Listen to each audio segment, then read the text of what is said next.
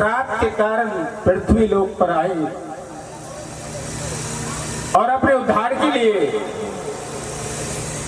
मां का पूजन करने लगी। एक दिन एकादशी का व्रत था। दोनों बहनों ने व्रत किया। छोटी बहन को बड़ी बहन ने फलाहार के लिए भेज दिया बाजार, लेकिन भूल से छोटी बहन मांसाहार कर लेती है और बहन के लिए फल लेके घर चली जाती है।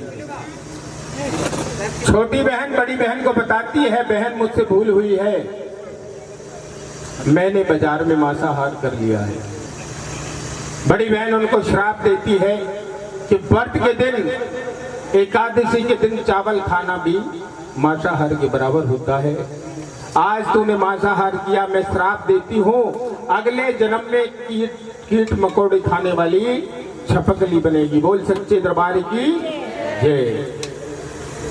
बड़ी बहन का श्राप मानकर छोटी बहन कहने लगती है, बहन आपने श्राप दिया मैं मानती हूँ, लेकिन मुझे इसका उपाय जरूर बता दें। बड़ी बहन कहती है, अगले जन्म में त्याग और परोपकार करोगे तो तुम्हें अगला जन्म मनुष्य जन्म मिलेगा। बोल सच्चे दरबार की जय। छोटी बहन छिपकली बनी और बड़ी बहन अप्सरा। पांडवों ने यज्ञ रचाया, सभी देवी देवताओं को बुलवाया, लेकिन एक दुर्वासा ऋषि बड़े क्रोधित स्वभाव के ऋषि थे, उनको बुलाना भूल गए और उनके लिए उन्होंने अपने दूत को भेजा। दूत दुर्वासा ऋषि के पास पहुंचा तो उनसे कहने लगा, क्या बात है? दूत कहने लगे, पांडवों ने यज्ञ रचाया है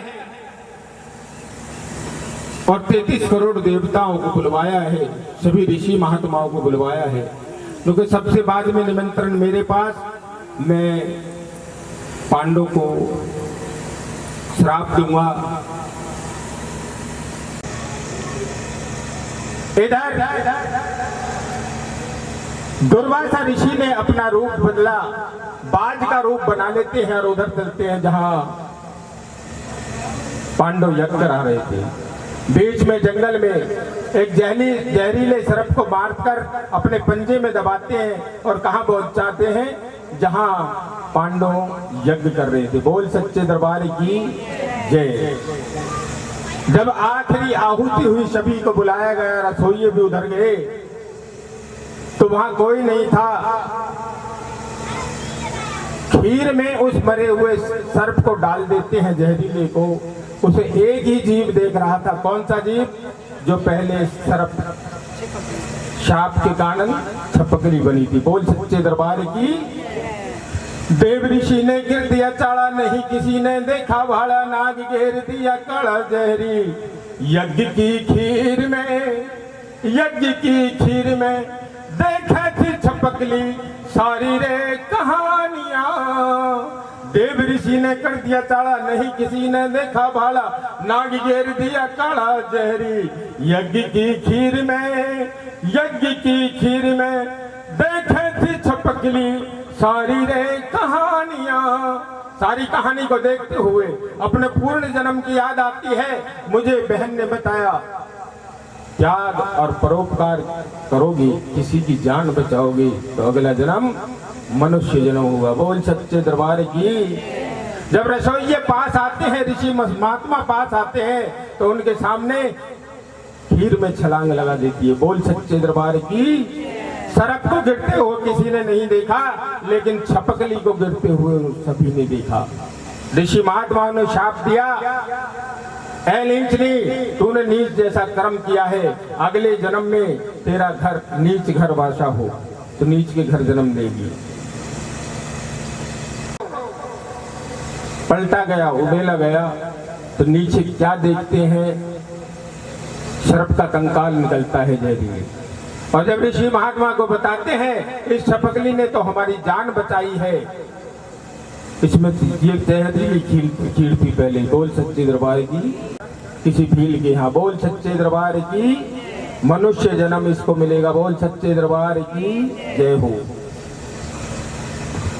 तीसरे जन्म में राजा सप्रज की यहाँ कोई संतान नहीं थी। अच्छा राजकाज चल रहा था, उम्र ज्यादा हो चुकी थी, तो ब्राह्मणों के पास गए, हमारे यहाँ कोई संतान नहीं है। ब्राह्मणों ने बताया, निर्धन को माया देने वाली पुत्र को, निर्धन को माया देने वाली, भांजों को पुत्र देने वाली, कौड़ी को काया देने वाली माँ है। इसका पूजन करो, व्रत करो, तो आपको कोई ना कोई संतान अवश्य होगी। बोल सच्चे दरबार की। जन्म हुआ, ब्राह्मण को बुलवाया गया, नक्षत्र दिखलाए गए। ब्राह्मणों ने बताया, ये कन्या आपके लिए बहुत उत्तम है, आपके यहाँ भी राज करेगी और जहाँ आगे जाएगी वहां भी राज करेगी, और तारों की छांव में पैदा हुई है, इसका नाम तारा रखते हैं। बोल सच्चे दरबार की, तारा रानी की जय। 5 वर्ष बाद पूजा पाठ चलते हुए एक कन्या और उत्पन्न हुई। फिर से ब्राह्मण को बुलवाया, लेकिन ब्राह्मण अपनी पत्रा खोलने के बाद में बोलना मना कर दिया। राजा बोला, आपको बताने पड़ेंगे। ब्राह्मण ने उपाय ढूंढा कि ये कन्या आपके राज्य के लिए बहुत हानिकारक है, आप इसे मरवा दो। राजा कहते हैं, ब्राह्मण आप ही बताते हैं कि कन्या को मरवाने वाले 7 पीढ़ी भी नरक का वासी होते हैं। बोल सच्चे दरबार की, मैं कन्या को नहीं मरवाऊंगा, कोई और उपाय बताओ। आपस में सलाह मशवरा करते हैं और ब्राह्मण बोलते हैं राजा से, एक लकड़ी का संदूक बनवाओ, हीरे जवाहरात चारों तरफ जड़वा दो, कुछ सोना इसके अंदर रख दो और इसे जल में प्रवाह कर दो। आपको पाप भी नहीं लगेगा और धन के लालच में इसे कोई पाल लेगा। बोल सच्चे दरबार की जय। ऐसा ही किया गया, लकड़ी का संदूक बनवाया, मलमल का कपड़ा रखा, हीरे जवाहरात जड़वा दिए और कन्या लिटाकर गंगा जी में प्रवाह कर दी। बोल सच्चे दरबार की, सच्ची सरकार की। बहता बहता बक्सा जब हरिपुर नगरी के पास पहुंच जाता है, तो वहां ब्राह्मण सुबह सुबह स्नान कर रहे थे। उन्हें बक्सा दूर से चमकीली चीज दिखाई दी, पकड़ने की कोशिश की, लेकिन उनके हाथ नहीं आया। क्यों नहीं? क्योंकि उसको श्राप लगा था कि भील जमादार के यहाँ जब पंडित जी को हाथ नहीं आया, धीरे धीरे बक्से के साथ चलते गए तो आगे एक भील मछली पकड़ रहा था। भील से बोले, जाओ इस बक्से को निकाल के लाओ, जो इसके अंदर है वो तुम्हारा, जो बाहर है वो हमारा। भील ने कहा, जी पंडित जी आपकी आज्ञा मानेंगे। भील तैर कर गया, उस बक्से को बाहर निकाला और जैसे बक्से को बाहर खोलते हैं तो अंदर क्या देखते हैं, एक छोटी सी बच्ची अपने पैर का अंगूठा पी रही थी। बोल सच्चे दरबार की, सच्ची सरकार की। पंडित जी कहने लगे, मेरे यहाँ तो पहली 5 कन्या है। भील जमादार से कहने लगे, आप इसको ले जाओ। भील जमादार के यहाँ कोई संतान न थी। भील जमादार बड़ा खुश हुआ, कन्या को गोद में लिया। तुम इतने जीवों की हत्या करते हो, आज से जीव हत्या नहीं करोगे, तब इस कन्या को लेके जाओगे। हमें कुछ पता नहीं ये कन्या कैसे खानदान की है, किस उच्च घराने की है, हमें कुछ पता नहीं, लेकिन आज के बाद जीव हत्या नहीं करोगे। गंगा जल उठाया और भील जमादार ने शपथ ली, आज के बाद जीव हत्या नहीं करेंगे। कन्या को गोद में लिया। पंडित जी ने सोचा, जीव हत्या नहीं करेगा, ये बिजनेस नहीं करेगा, तो इसको पालेगा कैसे। जो धनवान था, हमें गंगा माँ के दर्शन किसने किए? 4 माँ के दर्शन होते हैं। पहले होते हैं गंगा माँ की, दूसरी धरती माँ, तीसरी जन्म देने वाली माँ और चौथी गौ माता। बोल सच्चे दरबार की।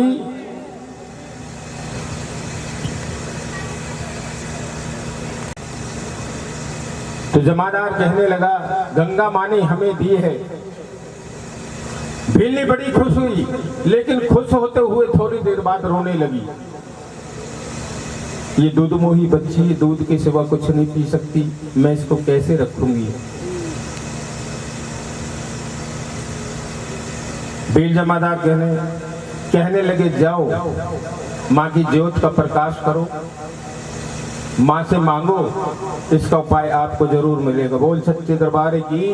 बोली वैसे ही उसके आंचल में दूध निकल आता है। बोल सच्चे दरबार की।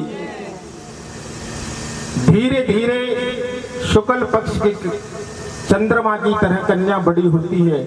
उधर राजा शप्रश के यहाँ तारा भी बड़ी हो जाती है और काशी नगरी में हरिश्चंद्र राजा के यहाँ उसकी शादी कर देते हैं। इधर रुकमन बड़ी हो जाती है उसी काशी नगरी में। रुकमन की शादी भी सुंदर सा भील जमादार देख के कर देते हैं। बोल सच्चे दरबार की, सच्ची सरकार की जय। तारा रानी के दरबार में झाड़ू लगाया करती थी। एक दिन रुकमन की सास बीमार हो गई और रुकमन से बोली कि आज राजा के यहाँ आप झाड़ू लगाओगे, आज मेरी तबीयत खराब है।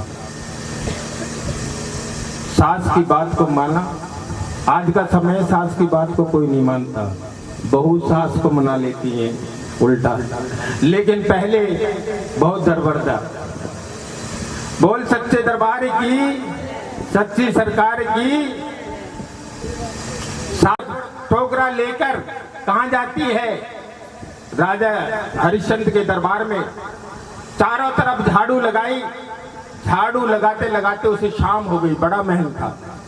शाम हो गई तो शाम के टाइम उनके बराबर में एक मंदिर था, वहां से आवाज आ रही थी जागरण की। बोल सच्चे दरबार की।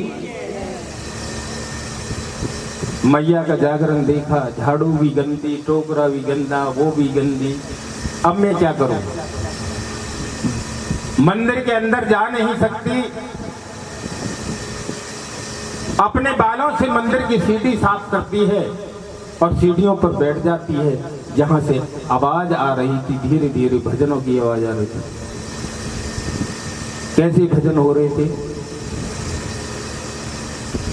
लागी लगन मत तोड़ना मैया जी मोरी, लागी लगन मत तोड़ना दाती जी मोरी, लागी लगन मत तोड़ना।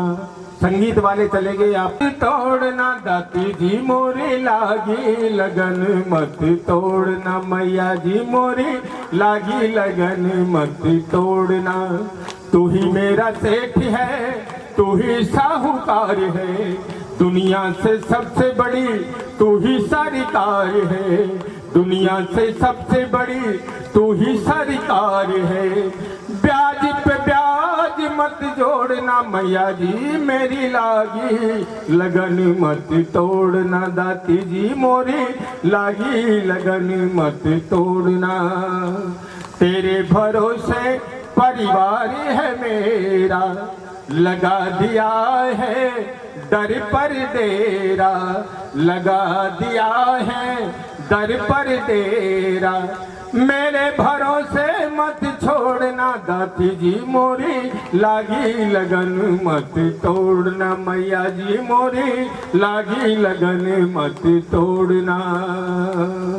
गहरी नदिया नाव पुरानी, थे बनिहारे हैं अज्ञानी, थे बनिहारे हैं अज्ञानी। बीच भंवर मत छोड़ना दाती जी मोरी, लागी लगन मत तोड़ना दाती जी मोरी, लागी लगन मत तोड़ना। सारी रात जागरण सुना। सुबह के टाइम जब प्रसाद देने के लिए तारा रानी जब बाहर आई तो अपने तप और व्रत के कारण छोटी बहन को पहचान जाती है। तीसरे जन्म की मेरी बहन रोने लगी। रानी, आप राज घराने की रानी हो और मैं एक भील जमादार के यहाँ से आई हूँ, मैं आपकी बहन कैसे हो सकती हूँ? तब से बताती है कि पहले जन्म में मैंने आपको श्राप दिया, दूसरे जन्म में छपकली बनी, तीसरे जन्म में तुम श्राप के कारण गंगा में बहाई गई और भील जमादार के यहाँ पहुंची, और तीसरे जन्म में आप मेरी बहन, तीनों जन्म की बहन हो। बोल सच्चे दरबार की। छोटी बहन कहने लगी, मैं आपकी बात चलो मान भी लूं, तो ये बताओ पहले ये मंदिर में क्या हो रहा था? निर्धन को माया देने वाली, दयामयी, करुणामयी, ममता, कोई संतान नहीं है, क्या मुझे भी कुछ मिलेगा? बड़ी बहन तारा उसको कहती है कि माँ के नाम का 1 रुपया उठा के रख दो, आपके यहाँ कोई ना कोई संतान होगी। बोल सच्चे दरबार की। छोटी बहन रुकमन माँ के नाम का उठावा रखती है और बोल देती है कि जैसा जागरण मंदिर में हो रहा था वैसा ही जागरण मैं अपने घर कराऊंगी अगर मेरे यहाँ कोई संतान होगी। बोले सच्चे दरबार की जय। 5 वर्ष बाद उसको यहाँ पुत्र प्राप्ति हुई, ढोल नगारे बजे, खाना पीना खिलाया, लेकिन माँ के जागरण को भूल गई। माँ के जागरण को जब भूल गई तो 5 वर्ष बाद माँ ने प्रकोप किया, माँ को बच्चे को चेचक निकल आई। माता वैद्य हकीमों को दिखाया, किसी से कोई फायदा नहीं हुआ। अंत में याद आई, मुझे छोटी बहन बताती है और बड़ी बहन से कहती है मेरा पुत्र बहुत बीमार है। बड़ी बहन कहती है एक बार अपने पुत्र को यहाँ लेके आओ। बड़ी बहन के पास अपने पुत्र को लेके आती है।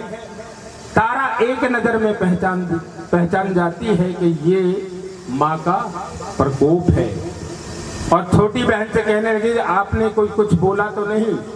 याद आया, मैंने माँ के नाम का जागरण बोला था लेकिन कराया नहीं। माँ का प्रकोप है, बच्चे के ऊपर से उतार कर एक सिक्का रख दो और माँ का जागरण अवश्य कराना। बोल सच्चे दरबार की, सच्ची सरकार की। हो गया। जागरण के लिए मंदिर में गई तारा रानी। तारा रानी के यहाँ जो ब्राह्मण जागरण कर रहे थे उनसे बोला कि मेरे यहाँ जागरण करना है। कहने लगे ब्राह्मण आप भील जमादार के यहाँ से आई हो, आपके यहाँ हम जागरण नहीं कर सकते, 5 रुपए हमें दे जाओ, आपके नाम का जागरण, आपको जागरण अवश्य करना पड़ेगा। ब्राह्मणों ने विचार लगाया और एक उपाय निकाला, अगर तारा आपके जागरण में आएगी तो हम आपके यहाँ जागरण करेंगे। दौड़ी दौड़ी गई बड़ी बहन के यहाँ और कहने लगी ब्राह्मणों ने बोला है कि तारा रानी अगर जागरण में आएगी तो हम आपके यहाँ जागरण करेंगे, तो सबसे पहले पीले दल मुझे दे के जाओ, उसके बाद में पंडित जी को देना। पहले पीले चावल चलते थे, अब भी जागरण वाले पीले चावल लेते हैं। सबसे पहले एक सिक्का उसके अंदर और लाल कपड़े में या रुमाल में बांध के देते हैं, तो जागरण संपूर्ण हो। तो बहुत सच्चे दरबार की, सच्ची सरकार की। पहले पीले चावल तारा रानी को दिए गए और दोबारा ब्राह्मण के पास पहुंची। ब्राह्मणों ने कहा अष्टमी के रोज आपके जागरण होगा। बोल सच्चे दरबार की। जब जागरण के लिए ब्राह्मण बोल रहे थे तो एक सैन नाई उधर सुन रहा था। सैन नाई राजा से कहता है, राजा एक खबर है कि आपकी रानी भील नगरी में जागरण में जाएगी अष्टमी के रोज। राजा कहता है ऐसा नहीं हो सकता, मेरे बगैर बताए तारा कहीं नहीं जाती। अष्टमी का रोज आया, राजा ने कन्न की उंगली में चीरा लगाया और तारा से कहने लगा, मेरे आज बहुत दर्द है, सर दबा दो, नींद नहीं आ रही। पतिव्रता तारा रानी पति का सर अपने पैरों पर रखती है और सर दबाती है और माँ से प्रार्थना करती है कि मुझे जागरण में भी जाना है, कि माँ आज मेरी लाज तेरे हाथ है। माँ ठंडी पवन का झोंका बनकर राजा को नींद आ जाती है और 16 श्रृंगार करके खिड़कियों से साड़ी बांधकर नीचे उतरती है और कहाँ चली जाती है, जहाँ तारा रानी के यहाँ जागरण हो रहा था। बोल सच्चे दरबार की। उधर जागरण शुरू हुआ।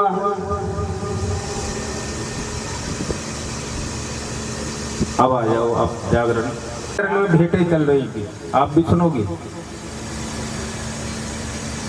सर को झुका लो,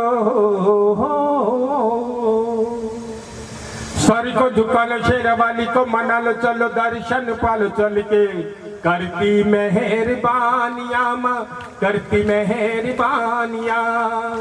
सर को झुका लो, शेरवाली को मना लो, चलो दर्शन पालो करती मेहरबानिया करती मेहरबानिया। एक गुफा के अंदर मंदिर के अंदर जले जोता नूरानिया। सर को झुका लो, शेरा माली को मना लो, चलो दर्शन पालो चल के, करती मेहरबानिया माँ करती मेहरबानिया। निर्धन को माया देती कौड़िन को काया, करती रहमत की छाया, बन के जो आया दिखाया रूप निराला और पानी में ज्वाला, बनी ध्यानों की कहानियां। सर को झुका लो, शेरा वाली को मना लो, चलो दर्शन पल चल के, करती मेहरबानियां माँ करती मेहरबानियां। सारी रात भेंटें चलती रही। पहले भेंटा हुआ करती ही कैसी, की बात बिल्कुल सही है। राजा अपना तलवार लेकर घोड़े को तैयार कर कर कहाँ चलते हैं, भील नगरी में। भील नगरी में वहां पहुंच जाते हैं जहां से आवाज आ रही थी। राजा दरवाजे से छोटी सी रोशनदान देखते हैं कि अंदर जा, तो राजा ने अपनी पोशाक उतारी और भीलनी के बाहर पोशाक बिछाकर बाहर बैठ जाते हैं। जागरण सुन रहे हैं। कैसे जागरण सुन रहे हैं, जैसे एक दिन रुकमन मंदिर में जागरण हो रहा था, रुकमन बाहर सुन रही थी, आज राजा बाहर सुन रहे रुकमन के यहाँ जागरण। बोल सच्चे दरबार की।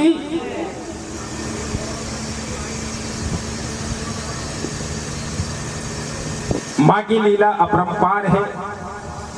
जागरण देखा सारी रात। सुबह का टाइम हुआ, काली के जागरण में मांस का प्रसाद बांटा जाता है। बकरे को बुलाया गया, बलि दी गई, मांस का प्रसाद बनाया गया। पंडित जी बोले सबसे पहले प्रसाद तारा रानी को दो। तारा रानी को जैसे प्रसाद देते हैं, कहते हैं ये मेरा प्रसाद है, मेरे पति का नाम का प्रसाद और दो। आप खड़े हो जाओ।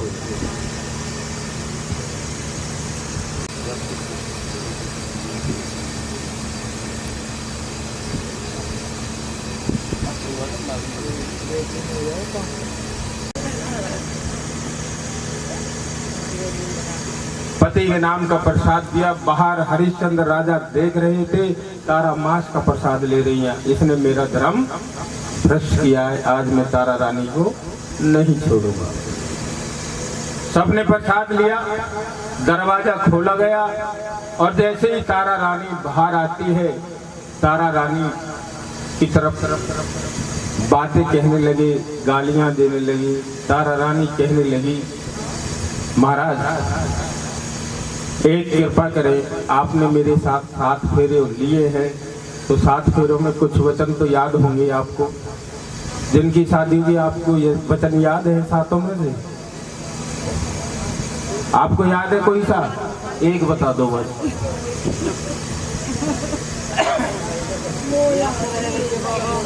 बहुत वचन होते हैं, एक वचन मैं आपको बता देता हूँ। कोई भी जमीन जायदाद खरीदोगे या गाय भैंस खरीदोगे तो मेरी सलाह आपको लेनी पड़ेगी।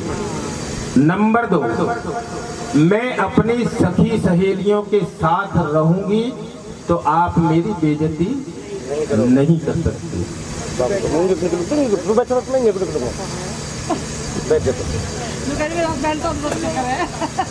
अगर 7 वचन हर पति पत्नी दोनों को याद रहे तो जिंदगी में झगड़ा नहीं हो सकता। झगड़ा नहीं हो सकता, नहीं होगा ना? हाँ। तारा रानी कहती है सखी सहेली मेरे साथ है, महाराज आपको जो कुछ कहना है महल में जाकर के। हरिश्चंद्र राजा मान लेता है, तारा रानी को साथ लेकर महल में पहुंचता है और जैसे झोली पकड़कर नीचे फेंक झटकता है तो क्या देखता है कि हड्डी के प्रसाद की जगह, मांस के प्रसाद की जगह गिरी छवारी किशमिश मेवा बन जाते हैं। बोले सच्चे दरबार की। हरिश्चंद्र राजा कहने लगता है तू तो जादू करनी है तारा, तूने ये प्रसाद को, मांस का प्रसाद मेरे सामने लिया, ये गिरी छुआरे किशमिश मेवा कैसे बन गए? तारा कहने लगी ये मेरी जादूगरी नहीं, ये मेरी माँ का चमत्कार है, मेरी माँ की कृपा है। कहते हैं 4 हट होते हैं। राजा हट पकड़ लेता है, मुझे तेरी माँ का चमत्कार देखना है। कहते हैं राजा हट, दरिया हट, घोड़ा हट और बाल हट। जब हटने पे आ जाए पीछे नहीं हट। बात नहीं मानते किसी को। राजा हट पकड़ लेता है, तारा रानी कहने लगती है बड़ी सबसे प्यारी बलि आपको प्यारा कौन है? राजा कहने लगा नीला घोड़ा है जो मुझे सबसे प्रिय है। नीले घोड़े की गर्दन अलग कर देते हैं, बलि दे देते हैं। माँ प्रसन्न नहीं होती। तारा रानी फिर से कहती है इससे भी प्यारा कोई चीज है, मेरा पुत्र है, पुत्र की बलि दे देते हैं। माँ प्रसन्न नहीं होती, अपनी तलवार गर्दन के ऊपर रख लेते हैं। तारा ये देखकर घबरा जाती है, माँ अब कृपा करो, तेरी बेटी की लाज तेरे हाथ में है, अब कृपा करो।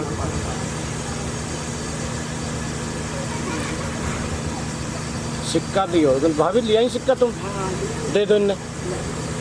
बोल सच्चे दरबार की।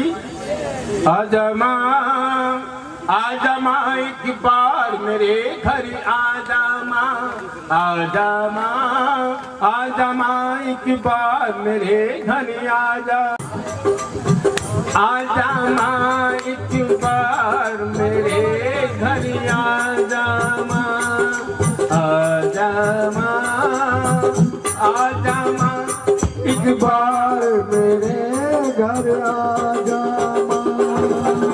मेरे सोने आंगन में माँ खुशियाँ तू बरसा दे,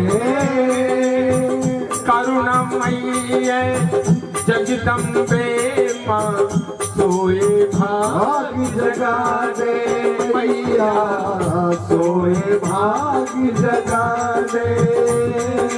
मैंने सारी दुनिया देखी मुझे न कोई भाया, मैंने सारी दुनिया देखी मुझे न कोई भाया। शांत मेरे मैंने मैया तेरा ही गुण गाया। आजा माँ, आजा माँ एक बार मेरे घर आजा माँ, आजा माँ, आजा माँ एक बार मेरे घर आजा माँ। आजा माँ, आजा माँ एक बार